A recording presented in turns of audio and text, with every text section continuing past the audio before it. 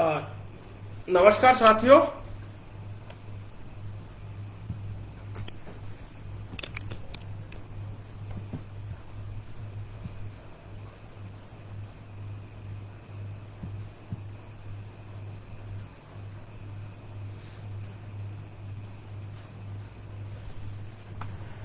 नमस्कार साथियों, आप सभी का उत्तराखंड विमर्श में मुझे बोलने का मौका देने के लिए धन्यवाद। खास तौर से फ्रेंड्स ऑफ हिमालय के साथियों, उत्तराखंड विमर्श के सभी साथियों, प्रेम भाई और उनकी पूरी टीम, उसके लिए बहुत बहुत धन्यवाद। मुझे आज बोलने का मौका दिया आपने। दो तीन बातें करनी चाहूँगा आप लोगों के साथ में। पहली तो ये है कि हम लोग सब परिचित हैं इस बात से कि पूरा विश्व एक अजीबोगरीब महामारी से ग्रस्त है, परेशान है, जूझ रहा है। हम लोगों ने अभी तक यही सीखा है, शिक्षा में एक ऐसी चीज है जो सबसे जरूरी है और सबसे दूर रहती है। महामारी हो, कोई बाढ़ हो, सबसे पहले अगर परेशानी आती है तो वो स्कूल पर आती है। शिक्षक सबसे पहली जिम्मेदारी स्कूल के और स्कूल के शिक्षक पर आती है। तो आज हम दो तीन बातें करेंगे। हमारे साथ जो हम लोगों को एक भारतीय संविधान के तहत एक कानून मिला है, बड़ी मशक्कत के बाद मिला था। उस कानून के तहत जो ये कहता है कि 6 से 14 साल के प्रत्येक बच्चे को एक अनिवार्य प्रारंभिक शिक्षा का हक देता है। जो पहले संविधान के अनुच्छेद 45 में था, उसको अब वर्तमान में 21 में जोड़ दिया गया है।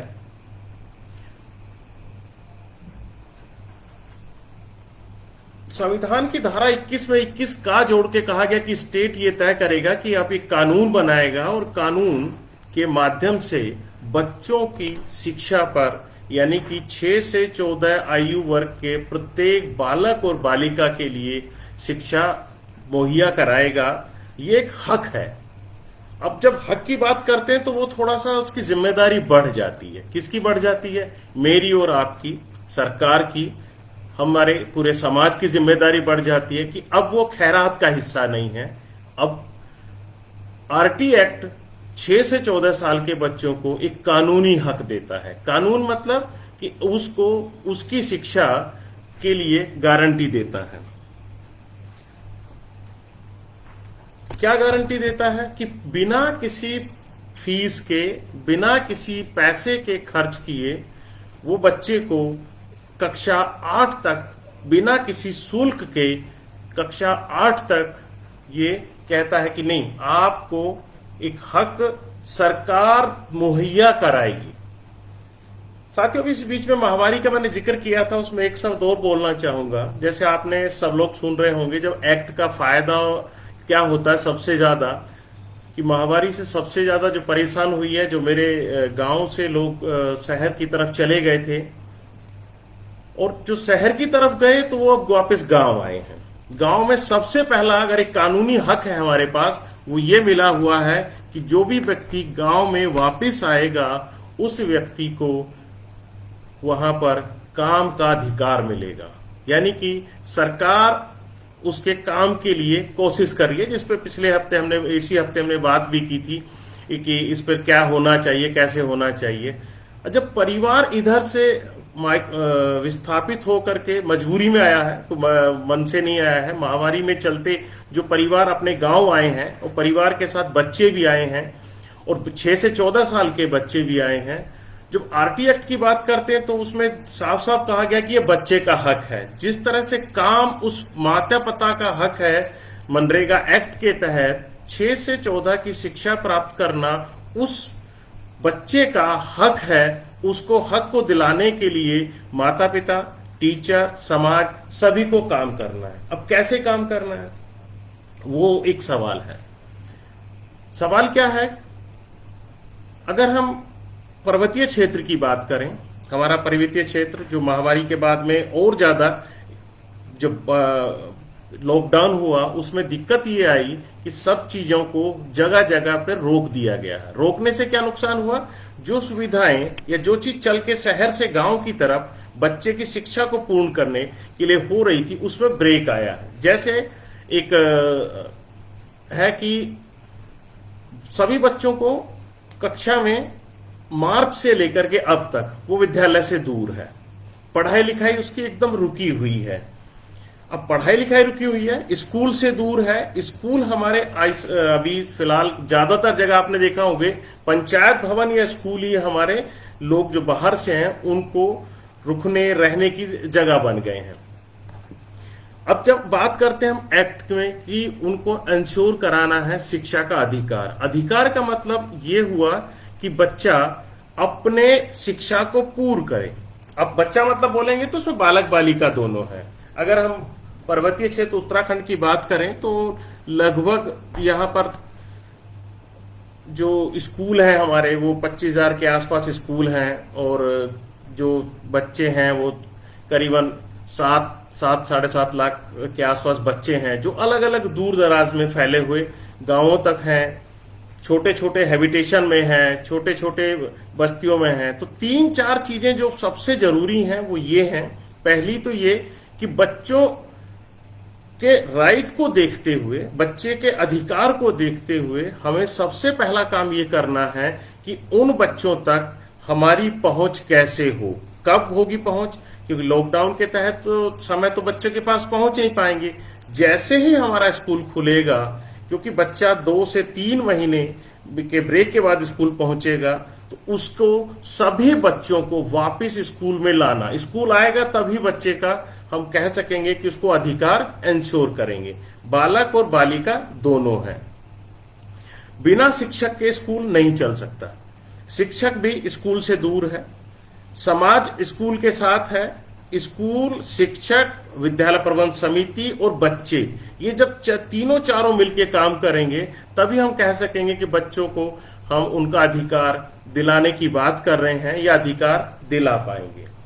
अब इसमें 2-3 चीजें और मैं बात कर लेता हूं सर। एक ये है कि जब हम अधिकार की बात करते हैं तो हम कहते हैं कि ठीक है स्कूल तो है भाई, लेकिन स्कूल होने के बावजूद अगर महामारी से पहले की भी बात करें तो हमारा जो साक्षरता की दर है, पर्वतीय क्षेत्र अपने उत्तराखंड की हम बात करें तो वो 80% से कम है। इसका मतलब ये है कि मेरे लगभग 20% माता पिता या परिवार के लोग अशिक्षित हैं। उसका मतलब ये है कि अगर उस 20% को कम करना है, 20% को कम करना है, तो उसके लिए सबसे जरूरी और सबसे अहम चीज है वो ये है कि सभी बच्चों को उनका हक दिलाया जाए।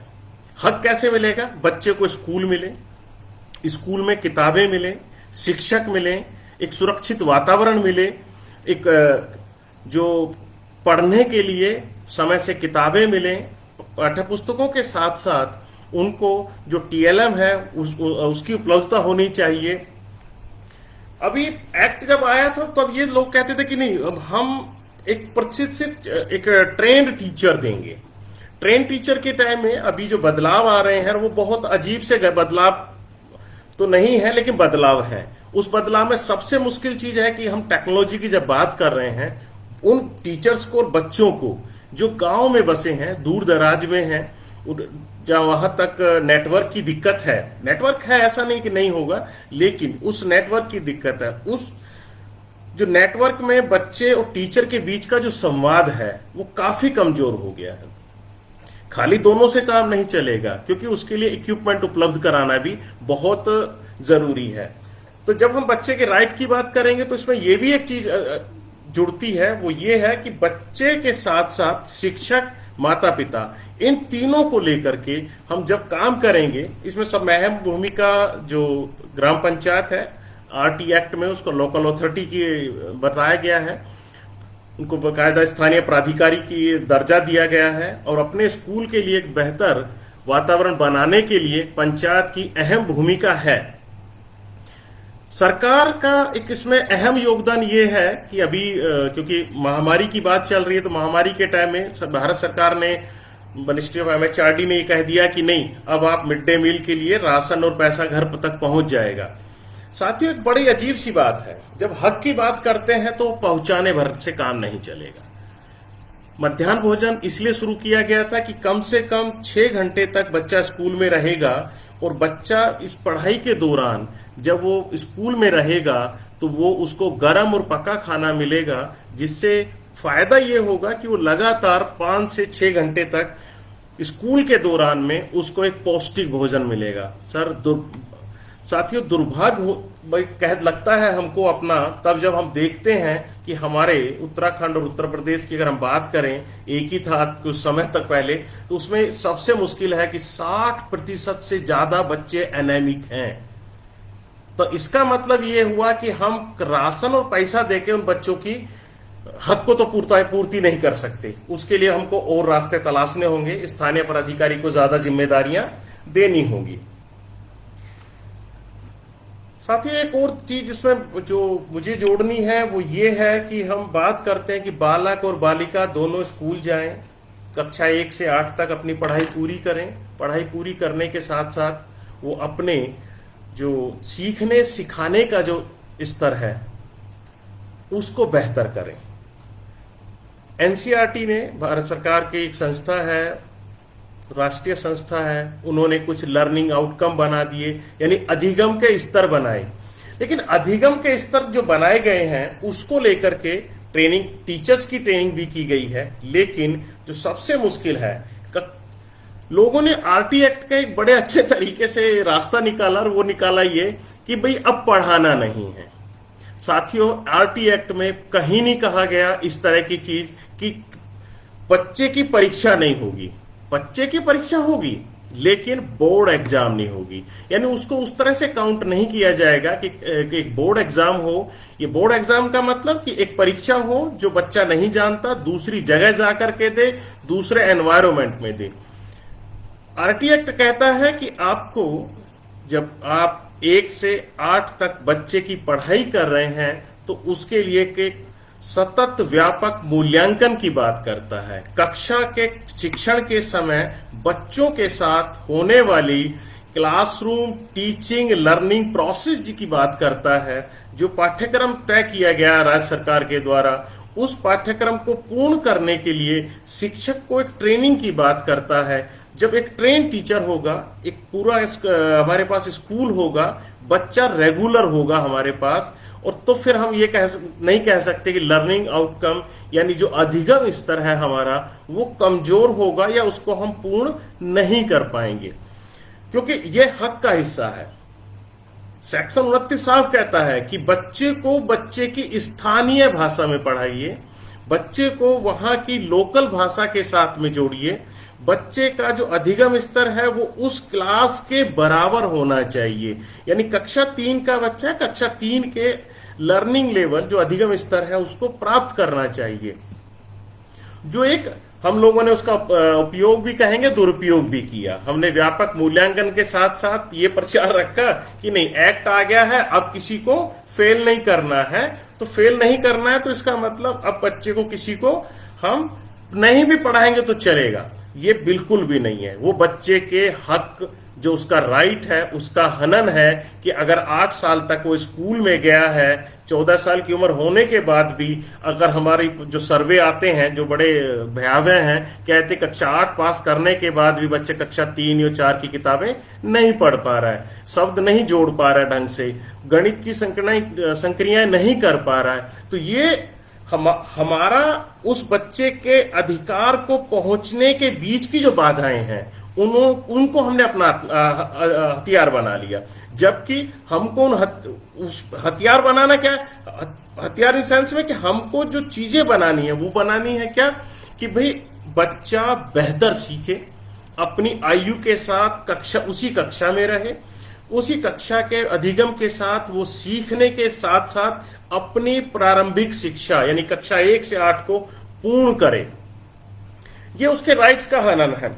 अगर वो बच्चा 8 साल के बाद भी स्कूल में 8 रहने के बाद भी अगर वो उस पर ये कहा जाता है कि वो कक्षा 3 या 4 या 5 के स्तर से आगे नहीं पढ़ सकता, तो ये उस बच्चे के अधिकार को पूर्ण तो नहीं कर रहा है। उस बच्चे के अधिकार को पूर्णतः तो हम उसको देने में कहीं ना कहीं असफल तो नहीं कह सकते, हमारे प्रयासों में कहीं कमजोरियां रही हैं, चाहे स्कूल में उपस्थिति देने में रही हो, चाहे बच्चों को स्कूल में पढ़ाने की लोग लेकर रही हो, चाहे हमारी पाठ्य पुस्तकें द्वारा दिया गया जो ज्ञान कह दीजिए, जो सीखने सिखाने का जो बच्चे को वातावरण से जोड़ना चाहिए था, उसमें हम कहीं ना कहीं उस बच्चे के अधिकार को पूर्ण कराने में कहीं ना कहीं हम थोड़े से कमजोर हो गए हैं। साथ ही एक आरटी एक्ट ने एक बड़ा अच्छा एक हमको वो दिया है ये कि माता पिता 3/4 माता पिता को जोड़ करके हमको प्रत्येक सरकारी विद्यालय, जिसको शासकीय विद्यालय भी कहते हैं अपने पर्वतीय क्षेत्र में, कि शासकीय विद्यालय में हम 3/4 माता पिता को जोड़ करके एक विद्यालय प्रबंध समिति का गठन करेंगे। विद्यालय प्रबंध समिति का मतलब है कि उस विद्यालय के प्रबंधन की जिम्मेदारी, प्रबंधन मतलब पैसा नहीं है, प्रबंधन मतलब तीनों चीजें हैं। पहला चीज क्या है कि सभी बच्चों का नामांकन की जिम्मेदारी। साथियों, आप और हम सब जानते हैं कि किन्हीं कारणों से, चाहे हमारे घर की मजबूरियां हो, चाहे बच्चे स्कूल का वातावरण हो, चाहे हमारे घर की काम काज का स्थिति हो, या एक हम शिक्षा हमारी उस बच्चे को उस तरह से नहीं पकड़ पा रही है जो पकड़ाई जानी चाहिए या पकड़नी चाहिए, तो सभी बच्चों का नामांकन हम कहने के लिए हम कह देते हैं, लेकिन आप हर गांव जाइए, किसी छोटे से छोटे गांव में आप जाइए, आपको मिलेगा कि 2 से 4 बच्चे आपको स्कूल में नामांकित हो भी सकते हैं, लेकिन वो लगातार स्कूल नहीं जा रहे। तो इसमें विद्यालय प्रबंध समिति का जो सबसे बड़ा काम हो सकता है वो है कि सभी बच्चों का नामांकन के बाद ये आती है कि अगर मैं उपस्थित नहीं रहूंगा तो हो सकता है मैं कुछ चीजें नहीं सीख पाऊंगा, या कुछ चीजें मैं विद्यालय में छूट जाएंगी मेरी।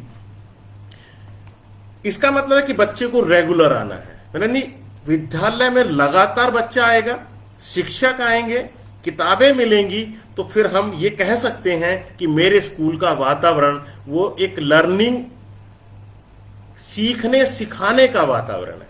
पहला काम नामांकन है, दूसरा काम उपस्थिति है, और तीसरा जो सबसे जिम्मेदार काम है जो कोविड-19 के चलते भी बन गया है, वो है स्थानीय प्राधिकार के साथ मिलकर के, यानी कि लोकल अथॉरिटी के साथ मिलकर के। लोकल अथॉरिटी मतलब जो एक्ट में कहा गया वो ग्राम पंचायत है।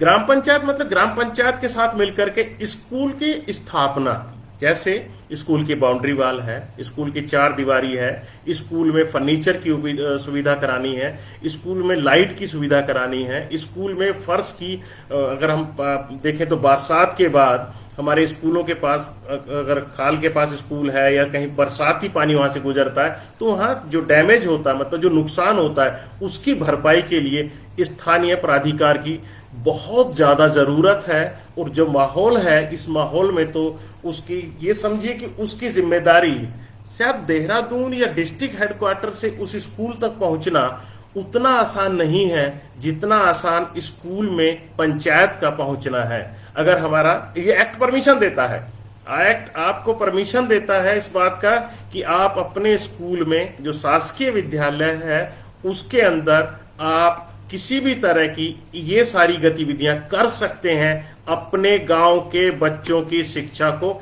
एंश्योर कराने के लिए, उनके एक्ट को, जो एक्ट की दी हुई उनको ताकत है उसको पूर्ण कराने के लिए।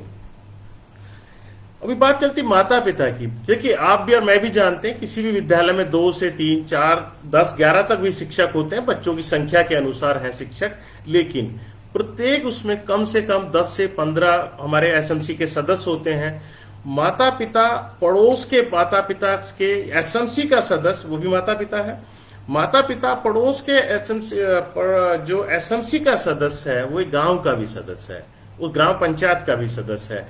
तो वो व्यक्ति अपने पड़ोस में स्कूल जाने वाले बच्चों के माता पिता के साथ एक बेहतर संवाद कर सकता है। और उस संवाद का फायदा क्या होगा कि कोई भी बच्चा बिना नामांकित हुए या बिना नाम लिखे हुए या बिना लगातार नहीं जाएगा, तो मैं और आप कम कह पाएंगे, लेकिन आप और दूसरे जो लोग हैं वो इसको आराम से जो कहना है यानी कि कहना मतलब जिसको हम कहते हैं कि मेरी बात पड़ोसी ज्यादा अच्छी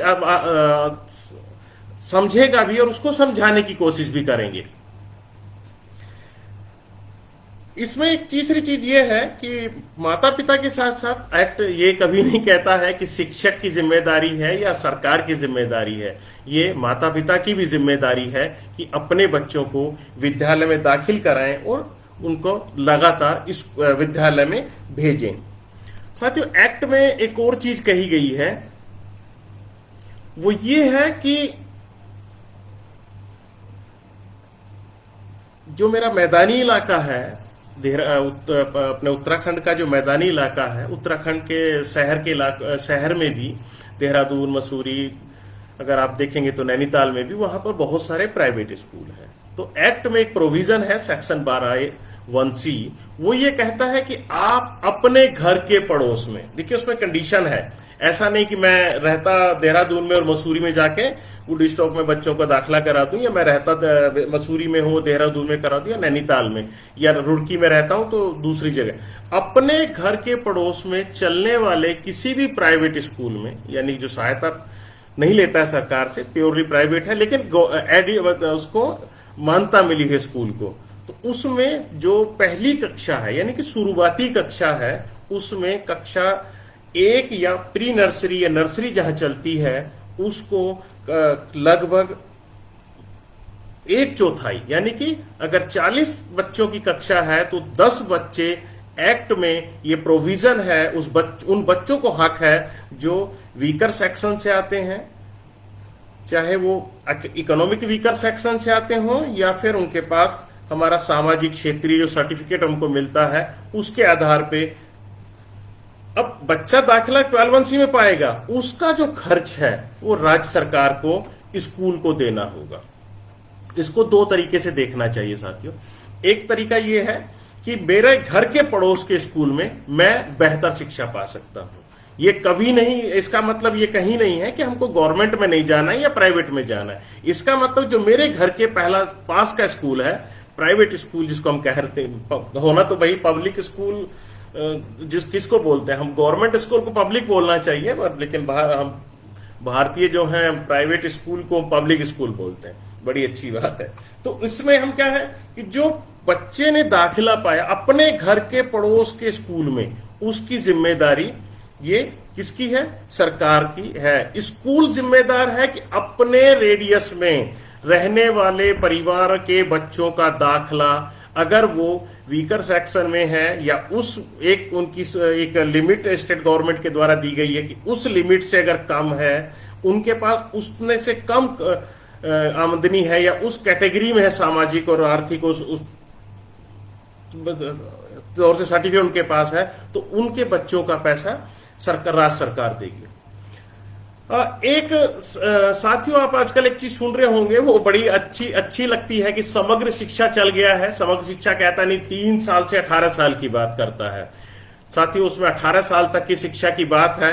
एक्ट को हम जो आरटी एक्ट हमारा 6 से 14 साल क्या है, बड़ा अच्छा भी लगता है और दुख भी होता है जब हम 3 से 6 साल तक के बच्चे के लिए आंगनवाड़ी पे कह देते हैं। आंगनवाड़ी में जाना कोई बुरी चीज नहीं है, लेकिन उसको अधिकार नहीं है। यानी कि हम गवर्नमेंट सिस्टम अगर चाहता है तो वो उनको सपोर्ट करता है जहां तक करनी होती है। सेम हमारी हालत है 9 से 12 में।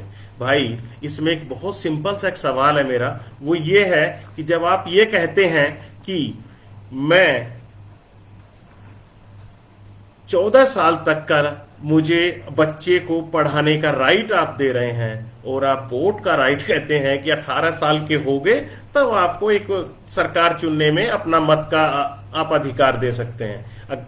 तो इसमें साथियों ये भी एक सवाल है कि ये आरटी एक्ट को जिस तरह से भारत सरकार ने, मानव संसाधन मंत्रालय ने कहा कि नहीं 3 से 18 साल के बच्चे के लिए हम समग्र शिक्षा कर रहे हैं, ये 3 से 18 साल का ये आरटी एक्ट जो 6 से 14 है वो 3 से 18 होना चाहिए। इसलिए होना चाहिए कि मेरा बच्चा स्कूली शिक्षा पूरी करने का, क्योंकि 8 तक स्कूली शिक्षा पूरी नहीं है, स्कूली शिक्षा कक्षा 12 तक पूरी है। और जब स्कूली शिक्षा पूरी करेगा तो वो बच्चा यानी कि 3 से 18 साल तक का उस बच्चे को एक जिसको कहते हैं मौलिक अधिकार मिलना चाहिए, जिससे हम कह सकें कि मेरे राज्य में, मेरे देश में, मेरे गांव में जो बच्चे हैं वो हम उनको अधिकारपूर्ण शिक्षा की बात कर रहे हैं, जो आरटी एक्ट में अभी नहीं है। अभी केवल हम 14 साल के बाद कहते हैं कि नहीं, आपको वोट राइट हम 18 का देंगे, लेकिन अभी आप 4 साल तक जाइए, कहीं पर पढ़िए, कुछ भी करिए। साथियों, आप और मैं अच्छी तरह जानते हैं, चाहे ग्रामीण क्षेत्र हो, चाहे अपना पर्वतीय क्षेत्र हो, जहां पर पर्वतीय क्षेत्र का ग्रामीण क्षेत्र हो, इवन शहरी क्षेत्र भी हो, प्राइमरी स्कूल मिल जाएगा आपको, अपर प्राइमरी मिल जाएगा। जब 9 से 12 के स्कूल की बात आती है तो उनकी दूरियां बहुत ज्यादा है।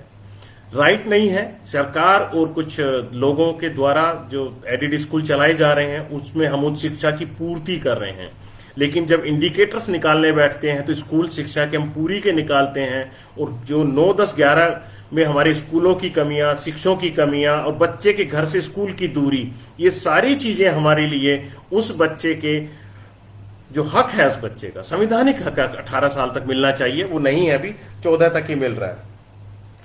2-3 चीजें इसमें सर और कहूंगा साथियों मैं, कि वो ये है कि एक तो ये कि एक्ट ने 2-3 चीजें और दी। जब आरटी एक्ट बना तो ये किसी एक राज्य के लिए नहीं था, ये सभी राज्यों के लिए था। उसमें शहरी क्षेत्र भी थे, पहाड़ी क्षेत्र भी थे, हमारे ग्रामीण क्षेत्र भी थे, वन क्षेत्र भी थे। तो उसने कहा कि नहीं, देखिए 3-4 चीजों को आपको एकदम मान के चलना। एक ये है कि आपको आयु का सबूत, अब आयु का सबूत मतलब हमारे यहाँ तो भी जो ग्रामीण क्षेत्र है वो बच्चे ज्यादातर घर परिवारों में ही होते हैं। अब आज की हम बात करें, आज के 10 साल पहले का जब एक्ट आया था तब तो से कुछ संख्या बढ़ी है हमारी हॉस्पिटल जाने की, तो हमको वहां से लेना होगा। जन्म प्रमाण पत्र या तो डॉक्टर देगा, या जन्म प्रमाण पत्र पंचायत से लेंगे, या जन्म प्रमाण पत्र हम नगर निगम, नगर पालिका से लेंगे। तो एक्ट ने कहा नहीं, ये माँ बाप अगर देते हैं लिख करके तो उसका फायदा क्या होगा, बच्चा किसी भी सर्टिफिकेट के चलते स्कूल में दाखिला पाने से वंचित नहीं रहना चाहिए। दूसरा, कोई भी गवर्नमेंट स्कूल, यहां एक सवाल है कि गवर्नमेंट स्कूल ही क्यों, सभी स्कूल होना चाहिए था, लेकिन कोई भी गवर्नमेंट स्कूल जो सरकार के द्वारा चलाए जा रहे हैं उसमें नामांकन के लिए मना नहीं करेंगे। जबकि मेरे पर्वतीय क्षेत्र में तो उतनी दिक्कत नहीं है, मेरे वहां तो दिक्कत आती है जो छोटे शहर होते हैं। अगर आप देहरादून में या नैनीताल में जो पुराना इलाका देखेंगे उसमें आप देख रहे होंगे कोई नया स्कूल सरकार ने नहीं बनाया है, लेकिन शहर की बात कर रहा हूं, लेकिन वहां पर पॉपुलेशन खूब बढ़ी है और दायरा खूब अच्छी तेजी से बढ़ा है। तो अर्बन क्षेत्र में हमारा जो शहरी स्कूल का जो प्राइमरी स्कूल परिषद या उच्च प्राथमिक दोनों स्कूल खुलने चाहिए थे, वो बहुत ना गांव में खूब खुले हैं, जितनी खुलने की जरूरत थी अभी भी कमी है। कहीं ना कहीं हमारे छोटे हैबिटेशन के चलते, कम घर होने के चलते वहां पर स्कूल अभी भी नहीं खुले। लेकिन अर्बन क्षेत्र में यानी शहरी क्षेत्र में एक बड़ी दिक्कत है, उसमें तो वहां दाखिले को लेकर की भी दिक्कत है, क्योंकि एक स्कूल एक है और वहां पर बच्चे ज्यादा हैं। एक दूसरी चीज है कि बच्चों को निकाला नहीं जाएगा। अब निकाला नहीं जाएगा, इसको क्या है, क्या लोगों ने कहा कि निकाला नहीं जाएगा मतलब यह कि उसको विद्यालय से भाई आप कक्षा 8 तक का राइट्स देना है। निकालना मतलब अगर बच्चा एक स्कूल से दूसरे स्कूल जाना चाहता है तो आप उसको उसका ट्रांसफर सर्टिफिकेट देंगे। आप और मैं साथियों भली भांति परिचित हैं, कक्षा 5 और 8 पास करने वाले बच्चों को ट्रांसफर सर्टिफिकेट तो मिल जाता है। शायद इन बच्चों को, जो बच्चे 3, 4, 5 या 7 छोड़ के जाते हैं बीच में, उनका बहुत कम चलन है। एक्ट में अगर ये बात लिखी गई है तो इसका मतलब है कि कहीं ना कहीं इसका हम लोग पालन नहीं कर रहे हैं। एक बहुत अच्छा सवाल एक्ट में कहा गया है जिसका उपयोग दुरुपयोग दोनों हुए, वो ये है कि बच्चे को दंड नहीं देना है।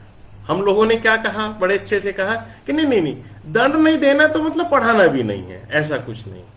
सवाल क्या है, बच्चे का मानसिक प्रताड़ना नहीं होनी है। फिजिकल आप उसको किसी भी तरह की प्रताड़ना या परेशान नहीं करेंगे, उसका मतलब यह है कि जो 90 के दशक में जितने भी सर्वे आए, उस सब सर्वे में जितने भी सर्वे हमने सर्वेक्षण किए गए, उन सब में यह था कि स्कूल के अंदर अगर भय का वातावरण है, स्कूल के अंदर आपसी जातीय, धर्म, वर्ग, किसी भी तरह का अगर टॉन्टिंग बच्चा फील करता है, तो वो स्कूल से थोड़ा सा प्यार कम होता है और वो धीरे धीरे वो ड्रॉप आउट होता चला जाता है।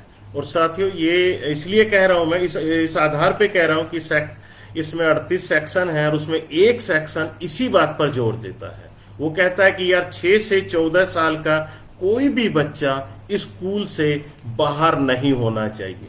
इसका मतलब बच्चे स्कूल से बाहर उस दौर में थे।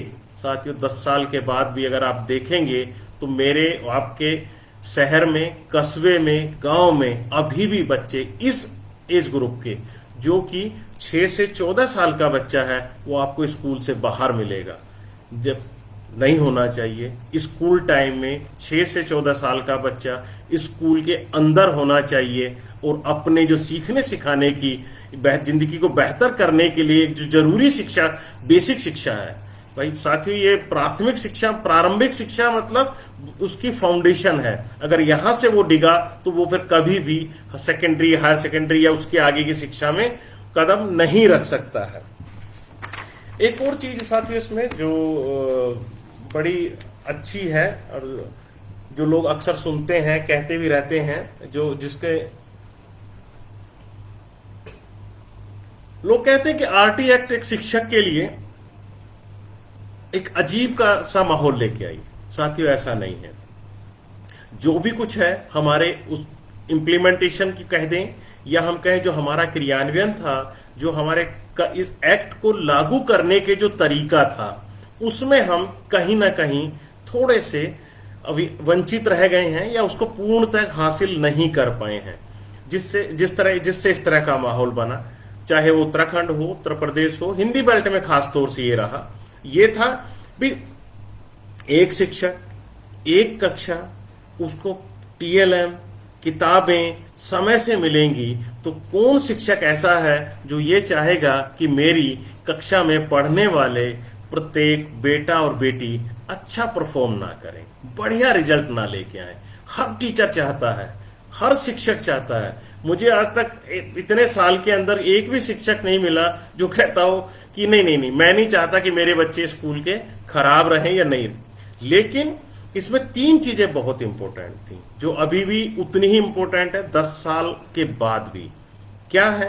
पहला है टीचर्स का ट्रेनिंग। यानी कि ट्रेनिंग किस बात के लिए? ट्रेनिंग इस बात के लिए, ट्रेंड तो था, एक टीचर ट्रेन मेरे पास आया, एक क्वालिफिकेशन प्राप्त करके वो आ गए हैं, लेकिन जो नेचुरली चेंजेस होते हैं, पढ़ने पढ़ाने की जो हमने टूल्स चेंज किए, आजकल आप लोग और हम सब खूब सुन रहे हैं कि ऑनलाइन क्लासेस की बात कर रहे हैं, तो मेरा शिक्षक उसके लिए आपको मजबूत करना है। कैसे वो बेहतर ट्रेनिंग का हिस्सा हो सके, कैसे वो अपनी क्लास का संचालन करा सके, आने वाले समय में वो कितना बेहतर अपने बच्चों के साथ कम्युनिकेट कर सके, कैसे दूसरे टीएलएम को जोड़ के अपनी क्लास को एनरिच कर सके, वो बहुत जरूरी था। इन सर्विस ट्रेनिंग खूब सारी हुई, लेकिन उसमें सबसे ज्यादा जो जरूरी है वो ये जरूरी है कि स्थानीय चीजों को जोड़ते हुए उन टीचर के साथ में बात करनी चाहिए। हम स्थानीय चीजें, मेरी किताब की चीजें और मेरी जो बदलाव की चीजें हैं, इन सब के लिए टीचर की क्या जरूरत है। शायद हमने ये भी कोशिश की है और हम शायद उसमें उतनी तरह से मजबूत नहीं हो पाए हैं। शिक्षक की बात शायद हमने उतनी नहीं सुनी है कि जो पढ़ने पढ़ाने, सीखने सिखाने के आने वाली बाधाएं, शिक्षक को आने वाली परेशानियों को हम किस तरह से दूर करें। हमने ट्रेंड किया, एक ट्रेनिंग टूल बना लिया कि 20 दिन का ट्रेनिंग देना है, इन सर्विस देना है, प्री सर्विस आप करके आएंगे।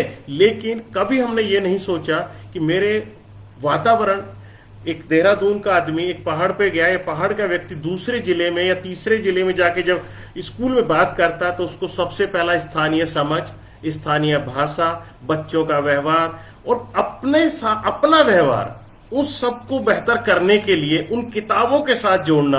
और फिर हम एक जब बात करते हैं ना, टीचर भाई एक शिक्षक है, वो एक सम्मानीय साथी है हमारा, जब तक हम उनकी बात नहीं सुनेंगे तब तक हम ये बात नहीं कह सकते कि लर्निंग आउटकम्स केवल शिक्षक के वजह से हमारे घट रहे हैं। जो नेशनल अचीवमेंट सर्वे एनसीईआरटी ने किया था, उसमें हमारे सीखने सिखाने के जो तरीके हैं, जो सीखने सिखाने के ऊपर जो लर्निंग आउटकम बना के दिए हैं, वो अगर हम अचीव नहीं कर रहे, जो रिजल्ट्स आए थे, उसके लिए अकेला शिक्षक जिम्मेदार नहीं है। हम, आप, समाज सब जिम्मेदार इसलिए हैं क्योंकि हमने जो उनकी जरूरतें थी उनको पूरा फुलफिल कराने की कोशिश शायद की तो है, पर उतनी नहीं की। अगर की होती तो 10 साल के बाद भी हम ये नहीं कह रहे होते कि मेरे अभी करीबन 7 से 8% बच्चे स्कूल नहीं पहुंच पा रहे हैं। साथियों, ड्रॉप आउट रेट अब भी हमारा 10% तक पहुंच जाता है अगर आप पूरी एकेडमिक 8 साल का निकालें। इसका मतलब क्या है कि हम अभी भी 10 साल हक मिलने के बावजूद हम बच्चों को जो पास, मतलब जिसको कह रहे हैं कक्षा 8 उत्तीर्ण करने में हमारे 90 बच्चे से कम पहुंच पा रहे हैं। इसका मतलब ये कि 10 बच्चे आज भी अपने हक को प्राप्त नहीं कर पा रहे। और जिस तरह से इस महामारी का माहौल बना है, इस माहौल में एक जिम्मेदारी और बढ़ जाती है सभी शिक्षकों के साथ में, विद्यालय प्रबंधन समिति के साथ में, कि बच्चे का स्कूल से जो ब्रेक हुआ है, उन बच्चों को जब तक हम स्कूल नहीं लाएंगे, स्कूल में लगातार उनके साथ बातचीत नहीं करेंगे, उसके उस बहके माहौल को दूर नहीं करेंगे, महामारी में जो हमको परेशानियां आई हैं उनको बताएंगे, उनके साथ डिस्कस विचार नहीं करेंगे, तब तक बच्चा अपने लर्निंग आउटकम्स को पूर्ण नहीं कर सकता है, करेगा भी नहीं। आप और मैं भी नहीं कर पाएंगे, क्योंकि जब अगर आप और मैं किसी काम को कर रहे हो, 100 दिन 200 दिन मुझे कोई काम करना है और मैं 180 दिन ही जाऊंगा या 150 दिन ही उस काम के लिए जाऊंगा, तो आप यकीन करिएगा आप और मैं भी उस काम को पूर्णतः नहीं कर पाएंगे। साथियों, 2-3 चीजें और हैं जो बहुत अजीब सी हैं और लेकिन कर लेते हैं। एक ये है कि एक्ट जो है आपको शिकायत करने का हक देता है। किसकी शिकायत? बच्चे की। बच्चा अगर किसी भी तरह की प्रताड़ना, किसी भी तरह का मिसबिहेव, किसी भी तरह का अगर भेदभाव फील करता है, तो वो अपने विद्यालय प्रबंधन समिति से, स्थानीय प्राधिकारी से, अपने उससे उसको हक है। एक और इसमें सबसे अच्छी चीज दी गई है, आप सब लोग परिचित होंगे, एक एनसीपीसीआर एक्ट आया 2005 में कि बच्चे के चाइल्ड जो राइट्स हैं उसको इंश्योर कराना है। एक्ट ने कहा नहीं, जो उसमें कहा गया है वो इसमें भी इंश्योर कराना है। तीसरी एक चीज और ऐड की इसमें कि देखिए, खाली बच्चा, टीचर, शिक्षक समुदाय अगर ये कर लेता तो फिर ये मेरे सरकार की जिम्मेदारी क्या बची? फिर एक्ट कहता है आप एक राज्य स्तरीय एक सलाहकार समिति बनाइए और क्रियान्वयन को आप लगातार रिव्यू करिए, यानी उसके साथ बैठिए, उसके साथ समझिए। उसको जब तक आप नहीं समझेंगे, नहीं पढ़ेंगे, तब तक आप ये नहीं कह सकते कि भाई नहीं एक्ट लागू। देखिए, एक्ट तो एक एक्ट कानून है। कानून क्या करता है? मुझे हक देता है, मेरे बच्चे को हक देता है। और जब तक मेरा बच्चे को हक वो प्राप्त नहीं होगा, वो कब होगा? जब मैं उसे हक प्राप्त करने लायक वातावरण तैयार करूंगा, चाहे वो सरकारी वातावरण हो, चाहे वो गांव का माहौल का वातावरण हो, चाहे वो स्कूल के वातावरण का माहौल हो, चाहे वो कक्षा के वातावरण का माहौल हो, चाहे वो बच्चे के सीखने सिखाने का वातावरण हो। जब तक आप इन सारे, जब इसको हम कहते हैं ना कि ईवीएस हम पढ़ते हैं तो कह रहे हैं एनवायरमेंट मतलब वातावरण, दुनिया नहीं है। वातावरण ये भी वातावरण है जो बच्चे को लगातार प्रोत्साहित भी करता है, हतोत्साहित भी करता है। अगर बेहतर होता है तो बच्चा बहुत अच्छा करता है, नहीं होता है तो बच्चा किन्हीं कारणों से वो हट जाता है। और साथियों, उसमें सबसे बड़ा नुकसान क्या है? होता है कि जो बच्चा को हम हक मिला है, कानूनन है, जो कानून के द्वारा दिया गया हक है, उसको हम पूर्ण नहीं करा पाते हैं। और ये पूर्ण कराना मेरी और आपकी उतनी ही जिम्मेदारी है, समाज की उतनी ही जिम्मेदारी है जितनी उस बच्चे की लेने को लेकर के है।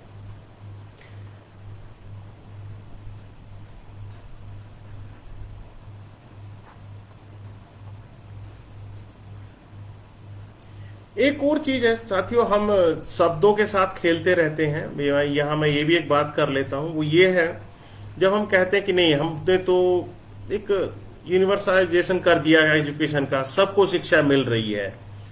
साथियों अब ये वो टाइम नहीं है, अब हम वो समय ये है कि हमको ये तय करना है और ये सोचना पड़ेगा, बुनियाद अगर कमजोर रहेगी तो मेरा बच्चा कभी भी आगे जाकर के बेहतर नहीं कर पाएगा। और उस बुनियाद के लिए सबसे जरूरी है हमारा स्कूल का वातावरण।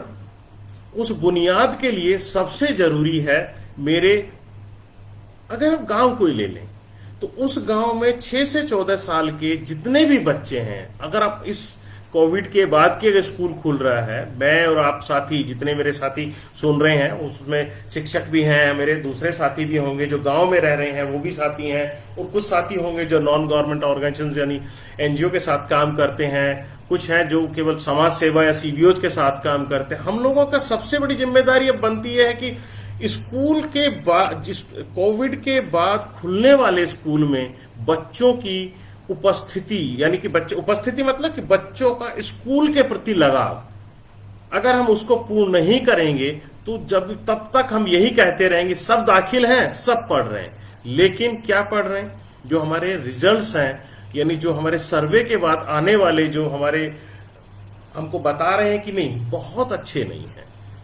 भाषा की सीखना हो, गणित को समझना हो, पर्यावरण की समझ की बात करें, किताब और वातावरण हम क्यों नहीं जोड़ पा रहे हैं? इसका मतलब है कि हम कहीं ना कहीं जो हम बच्चे के साथ हमको करना चाहिए वो हम नहीं कर पा रहे। चाहे मेरा सिस्टम की बात करें, हम सरकार की बात करें, चाहे हम माता पिता की बात करें, और चाहे हमारे पाठ्यक्रम पाठ्य पुस्तकें इन सब की बात करें।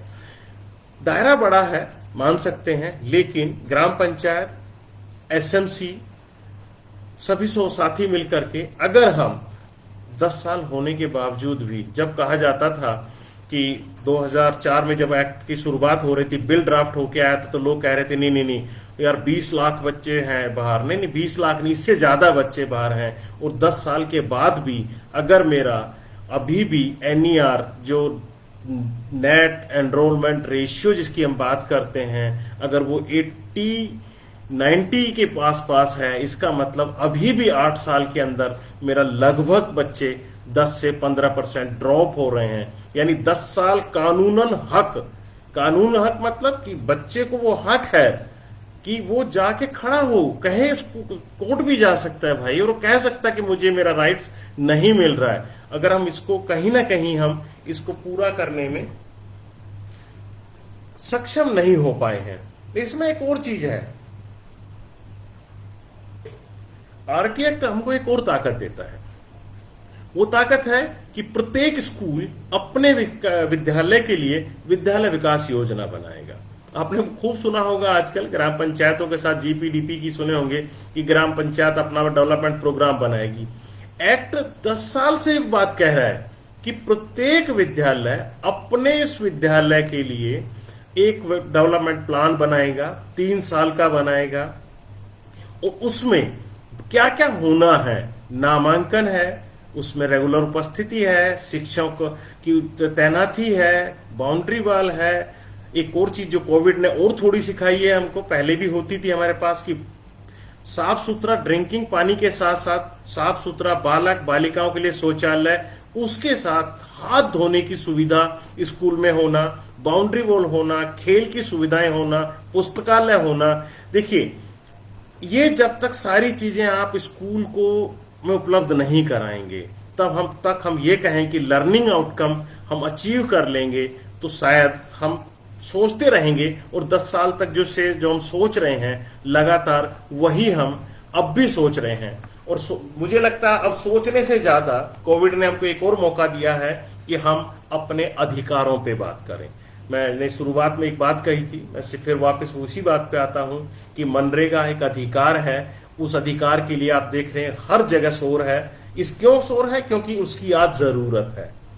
अगर हमको शिक्षा, बच्चे की शिक्षा पर अगर हम नहीं ध्यान देंगे, बच्चों को लगातार स्कूल में हम नहीं ध्यान नहीं देंगे, हम जो लिटरेसी का रेट है हमारा, जो साक्षरता की दर है, सीखने सिखाने की जो दर है, बच्चे के माता पिता के बीच का जो गैप है, यानी कि पढ़ने पढ़ाने का जो एक बच्चा, माता कहती है कि बेटा स्कूल गया 8 साल लेकिन पढ़ लिख नहीं सकता है, पिताजी कहते हैं ये स्कूल 8 साल से जा रहा है लेकिन ये खेत नहीं जोड़ सकता, ये मेरे 4 कैनाल खेत यहाँ है, 2 यहाँ है, 3 यहाँ है, इसको जोड़ के नहीं बता सकता। यानी कि जो बेसिक्स हैं हम उस बच्चे को नहीं दे पा रहे, तो फिर हम मान के चलें कि हम जो शिक्षा दे रहे हैं, शायद आप और हम उस बच्चे के साथ एक नहीं है, हजारों बच्चों के साथ हम शायद बेईमानी कर रहे हैं, उनको उनका हक दिलाने में जो हमको एक सपोर्ट चाहिए थी, जो हमको करना है, जो हम नहीं कर पा रहे हैं। साथियों, मेरा आप सबसे एक आखिरी अनुरोध ये है कि हम लोग इस महामारी के बाद उपजे माहौल में हम कोशिश करें, जो हमको एक सोचने विचारने का हक समय दिया है, वो ये दिया है कि भाई अब हमको अपने गांव, जो मेरा पर्वतीय क्षेत्र है, चाहे वो तराई का क्षेत्र है, मेरे गांव का जो स्कूल है वो मेरा स्कूल है, वो सरकार का स्कूल सरकार ने बनाया। किसके लिए बनाया? वो हम लोगों के लिए बनाया है, हमारे बच्चों के लिए बनाया है। उस स्कूल के साथ में मिलकर के बच्चों का दाखला, उस स्कूल को कैसे बेहतर करें, विद्यालय प्रबंध समिति का एक हंसी भी आती, कहते लोग कहते हैं कि विद्यालय प्रबंध समिति में लोग सदस्य हो जाते हैं, आते नहीं हैं। शायद हम ये उनको जता नहीं पाए आज तक। पूरा तंत्र की बात करूंगा, उसमें किसी एक चीज की नहीं है, हम सब उसमें जुड़े हुए हैं कि हमने उनको ये एहसास ही नहीं कराया कि ये स्कूल मेरा है, ये मेरे बच्चे का स्कूल है, ये हमारा स्कूल है, हम सबका स्कूल है। तो मुझे लगता है हम सबको अब इस पर विचार करने की जरूरत है कि मेरे गांव का जो स्कूल है वो मेरा, मेरे बच्चे का, मेरी ग्राम पंचायत का, मेरे समुदाय का स्कूल है, और हम सब मिलकर के इस स्कूल में जो भी स्कूल के दायरे में रहने वाले बच्चे हैं, सबका नामांकन, उनकी उपस्थिति, और जो मैं 10 साल के बाद, साथियों दुख होता है जब 2004 से लेकर के 9 तक आते आते 5 साल में हमको ये हक मिला, और इस हक मिलने के 10 साल के बाद भी जब हम देखते हैं कि हमारे बच्चे अभी भी स्कूल में नहीं जा रहे हैं, नहीं पहुंच पा रहे हैं, या हमारी सरकारी हक के बावजूद हमारी उदासीनता विद्यालय के प्रति ये थोड़ा सा चिंता जताती है। सबसे अनुरोध है कि आप साथियों कोशिश करिए, स्कूल से जुड़िए, विद्यालय से जुड़िए, टीचर से जुड़िए, माँ बाप से बात करिए, और अपने घर के पड़ोस के स्कूल की से जुड़कर हम आने वाली पीढ़ी में कम से कम 10 साल बाद बैठ के कह सकें, नहीं भाई अब हम कह सकते हैं कि हमारे 1 से 2% बच्चे जो हैं केवल वही बचे होंगे, अन्यथा 90% पर्वतीय क्षेत्र का बच्चा पढ़ना लिखना दक्ष पढ़ाई, यानी कि वो जितना पढ़ा है उस कक्षा की जो सीखने की चीजें थी उसको आती हैं। धन्यवाद साथियों।